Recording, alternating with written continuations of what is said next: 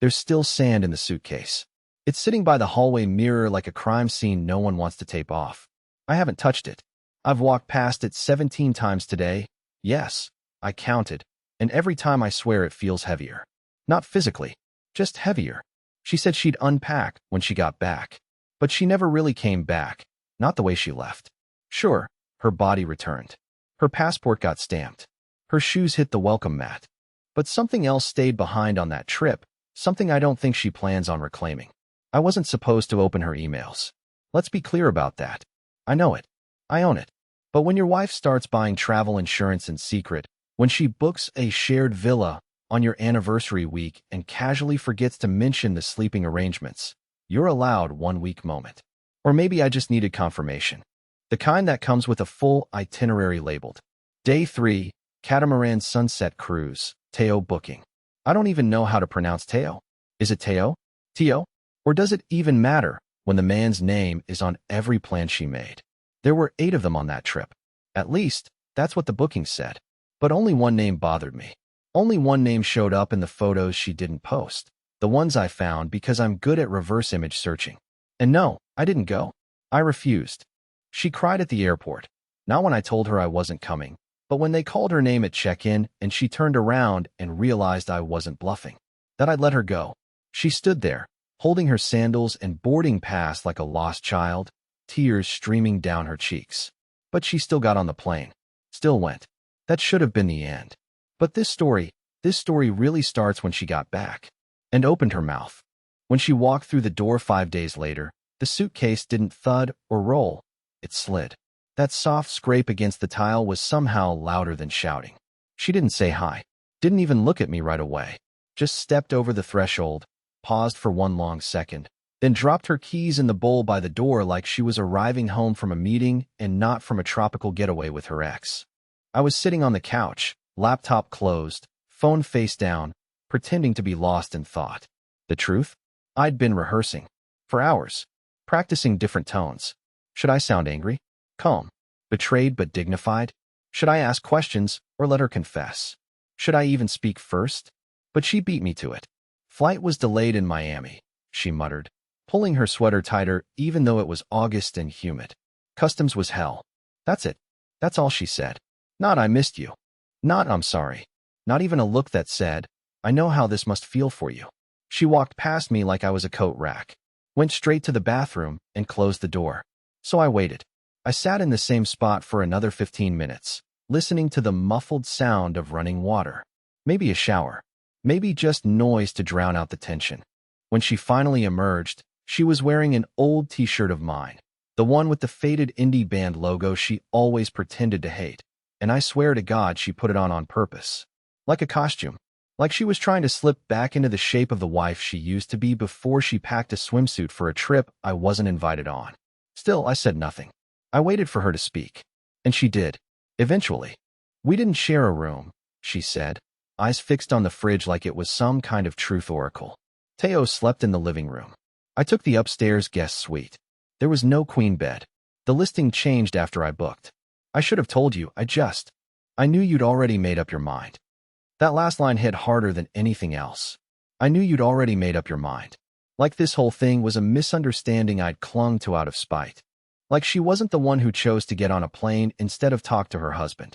Like I hadn't sat in bed every night refreshing her Instagram only to find it empty, knowing she was posting on close friends, the version of her life I was no longer part of.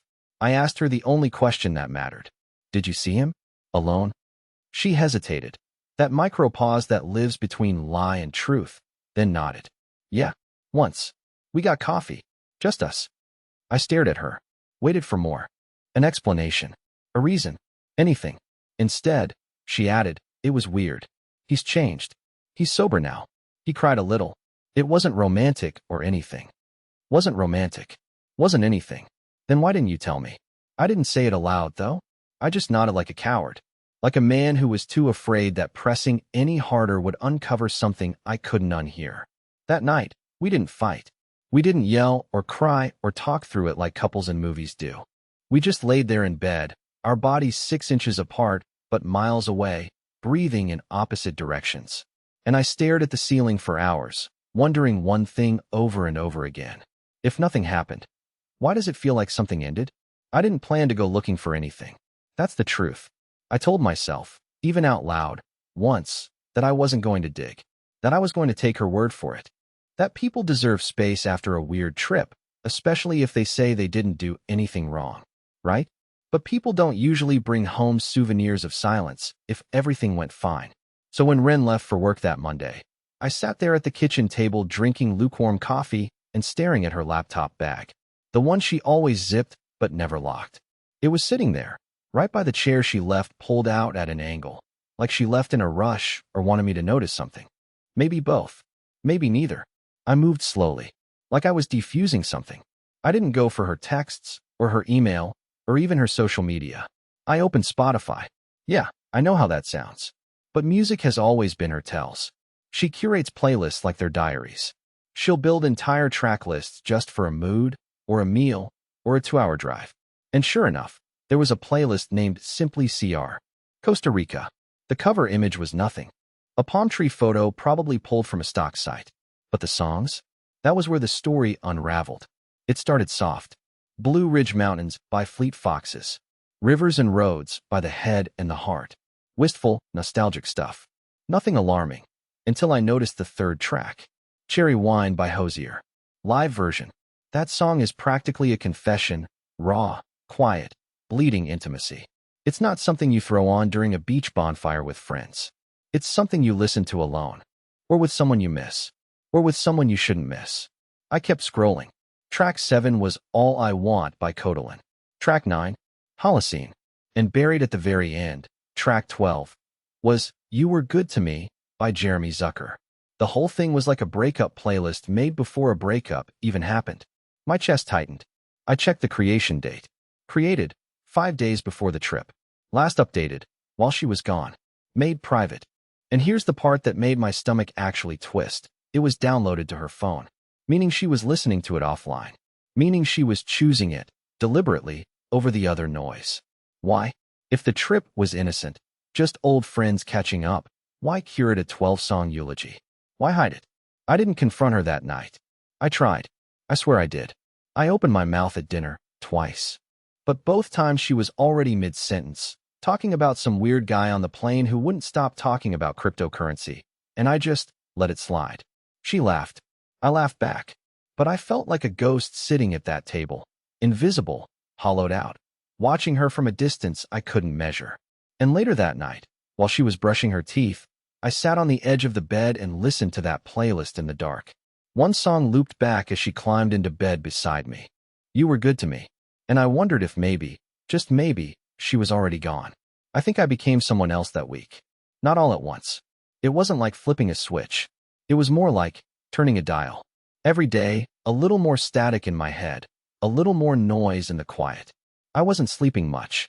I'd wake up at 3:17 a.m. for 41, 5:02, and each time, she'd be asleep beside me, her breathing soft and rhythmic, like a metronome I no longer moved in time with. Her face was peaceful. Dreaming of what? Not me. I started checking things. Her calendar, her Instagram drafts, her pinned notes. Stupid things. Harmless things. Until I found something I wasn't supposed to. I had been sitting at my desk, supposedly working, when a notification buzzed on her iPad. The one she never really used, the one still synced to her iMessage. She was at yoga. I was home, in sweatpants, pretending to focus on spreadsheets I hadn't opened. The notification was simple. Teo, I deleted everything like you asked, but it feels wrong. That sentence felt like a trapdoor under my feet. I read it once, then again, then a third time, like maybe the letters would rearrange into something that didn't make my stomach seize up. But no, it was still there, clear, unambiguous. I deleted everything like you asked. What was everything? Photos? Messages? The truth? The message disappeared a second later, unsent. Gone, like a ghost. But I'd seen it, and now I couldn't unsee it. My hands were cold. I felt dizzy. I opened their thread. Just a dozen messages. All generic. No flirting. No heart emojis. No signs of anything, really. Almost too clean. Like a hotel room after checkout. But it wasn't the messages that struck me. It was the timestamps. The gaps. They'd texted on the first day of the trip. Then silence. Then again on the final night. One message from her. I hope you're not regretting anything. I'm not. That was it. I sat there, staring at that one line like it could crack open and reveal a whole second life. My mind played every interpretation. Was she talking about not hooking up? Or hooking up and not caring? Or was it something worse? Something not physical, but deeper? A line crossed that had nothing to do with bodies and everything to do with loyalty? I don't know how long I sat like that. I just remember the sound of the front door opening and her calling out my name. I slammed the iPad shut and walked into the kitchen like nothing happened. She kissed me on the cheek. Her lips were warm, familiar.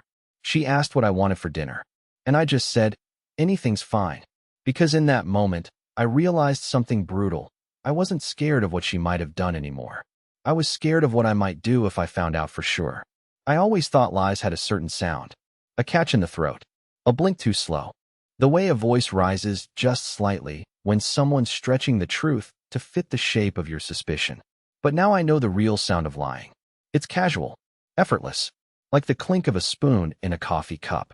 On Thursday morning, she asked if I could pick up oat milk on my way home. That was it. Just oat milk. Smiling, barefoot in the kitchen, same oversized t-shirt, humming under her breath like her soul was weightless. Meanwhile, I had barely slept, my head roaring with possibilities. My chest burned constantly, like acid under my skin. She didn't know I had seen the messages. She didn't know I had tracked the playlist. She didn't know that the night before, I had messaged Teo from a burner account. Yes, I know how that sounds. Desperate. Paranoid. I didn't care. I created an account with no photo, no name, and one line of text. She's still lying to both of us. You know it. I waited. No reply. I wasn't even sure if it went through. His profile was locked, private. But I had this feeling that if he saw it, something would break. And something did. The next day, I came home earlier than planned. I wasn't trying to catch her in anything. Honestly, I just didn't want to be in my own head anymore. But when I stepped through the front door, I heard her in the guest room, whispering. She wasn't on the phone. She was recording. That's the part that threw me. Her voice was low, uneven, like she was rehearsing something. Like she was trying to practice how it would sound. I didn't mean for it to happen, she whispered. I swear to God, I didn't go there to. No, that's not right. That sounds guilty. Try again. Pause. Deep breath. Emery, you have to believe me, it wasn't about him. It was about me. About feeling like I could breathe again. She stopped. I didn't move. I stood in the hallway like a shadow, my heart punching through my ribs. She deleted the recording a second later. I heard the little swipe click of her phone and the sigh she always lets out when she thinks she's made a decision. Then she walked into the bathroom. Door shut. Fan on. And I stood there, shaking, because I had never heard someone lie to themselves before. Not out loud. Not like that. What scared me wasn't the words. It was the tone. Not guilty. Not broken. Just tired. Like she was preparing for something inevitable. That night, I didn't bring it up. I couldn't. I was too afraid of how easily she'd smile again. How easily she'd make me second-guess everything I'd heard. So instead, I asked about the trip again, casually, while we were brushing our teeth. I asked if anything surprised her, if anyone got weird, if anything awkward happened. She paused for less than a second. Then, nope. Totally normal. Just too much sun. I'm glad I'm home. She said it while wearing the bracelet they all got together. A braided thing, probably $10 from a street vendor, the kind you tie on tight and forget to take off. It was fraying already. The red thread had almost snapped. And that's when I knew I was going to pull it. All of it. Not the thread. The lie. Her version of reality. Because if she wouldn't tell me the truth, I'd go find it myself. And that meant going somewhere I swore I never would. I didn't think I'd actually do it. I had her number saved for over a year. Never used it. Just one of those things you keep out of obligation. Sasha was Ren's old roommate. Loud, magnetic, always a little too drunk at weddings, and just sharp enough to be dangerous. She's the kind of person who remembers the exact thing you said 2 years ago when you were sleep-deprived and miserable, and brings it up at brunch like it's hilarious. We'd never liked each other much. But she was there. On the trip. One of the 8. So I called. Blocked number. Voice low. I had no script, no plan. Just this fog of desperation heavy in my chest, and one thought repeating like a heartbeat. Don't say her name. Don't say Teo. Just listen. She picked up on the third ring. Hello. I hesitated. Hey, it's Emery. Pause. Not shock. Not even confusion. Just a pause. Oh, she said slowly. I was wondering when you'd call. That sentence alone almost made me hang up. What does that mean? I asked. It means, she sighed, that I thought you would have figured it out a lot sooner. Or maybe I hoped you wouldn't. I sat down on the edge of the tub, holding the phone like it might explode. You're not going to tell her we talked, right? She added quickly. Because I like Ren, I really do. I don't want to hurt her. But I also don't want to pretend anymore. My mouth was dry. I forced the words out. Did something happen? Another pause. Longer this time. Not the way you think, she said. Nothing technically happened between them. At least, not where we could see it. No kissing. No sneaking off. But that doesn't mean it was innocent. You could feel it. The air changed when they were around each other. Everyone felt it. I didn't speak. I just let the silence drag. She continued. It was worse because they didn't touch. It made it heavier. Like they were dancing around something unsaid the entire time. He brought her coffee every morning. She always sat next to him, even when there were 6 other seats. They would talk late, after everyone else went to bed, on the balcony. I heard them laughing one night at like 2 a.m. I clenched my jaw. So you're saying she emotionally cheated? I'm saying, Sasha said carefully, that I wouldn't have been able to do that with my ex if I were in a marriage. That's all. My hand was shaking. She lowered her voice. Look, Teo didn't come alone. He brought someone. A girl named Ria. They've been seeing each other a few months. Ren didn't like her. Kept calling her bland. Avoided her the whole trip. It was weird. I felt something collapse inside me. You're saying she was jealous? I'm saying it didn't look like closure.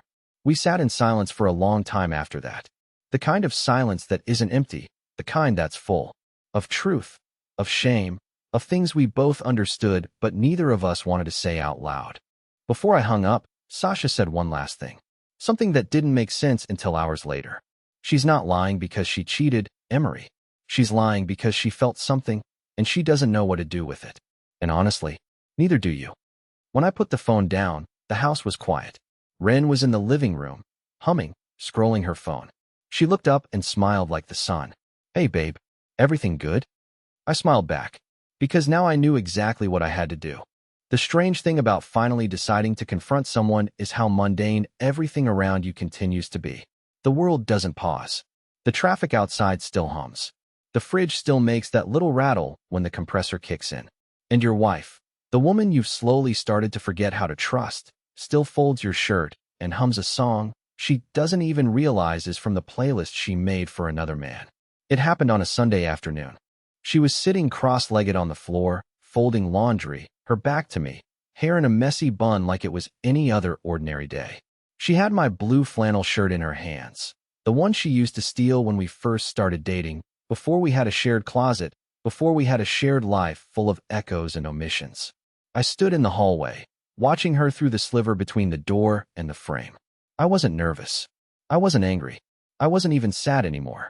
I just felt hollow, like I had already grieved something neither of us had the guts to name. Hey, I said quietly, stepping in. She turned and smiled. That same casual, reflexive curve of her lips she used on strangers and cashiers. Not the kind of smile you use when you're holding something sacred between you. Not the kind of smile that belongs in a marriage. Hey, laundry fairy, she teased. Want to help? I sat on the edge of the bed and said nothing. She didn't notice at first.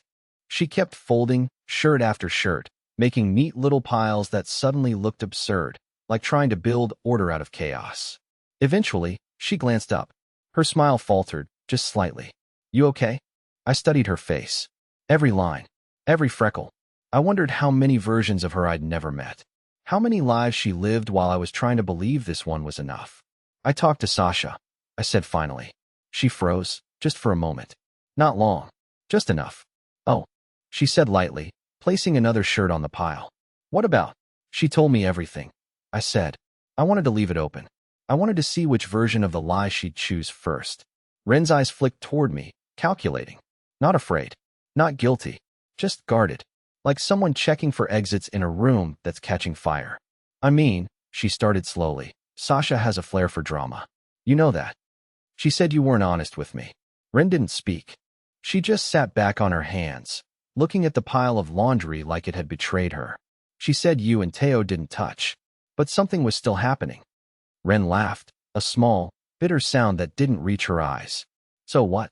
I'm not allowed to feel anything now? I said nothing. Her voice rose slightly. Is that what this is? Emotional policing? Thought crimes? Should I report my dreams too, Emery? You didn't tell me you stayed up with him at night. Because I knew you'd make it mean something it wasn't. No, I said, finally meeting her gaze. You knew I'd see it for what it was. We stared at each other. Two strangers in a house we once thought was a home. And then she looked away. I didn't cheat on you, she whispered. I know, I said. That's what makes it worse. She blinked. What do you mean? You didn't cheat. But you left. Emotionally. Mentally. You packed that bag before you ever got on the plane. She stood up, fast. Defensive. That's not fair. No, I said, but it's true. And here's the part that gutted me the most.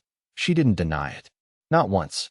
She just stood there, folding her arms now instead of laundry, her mouth a hard line, her eyes distant. Do you love him?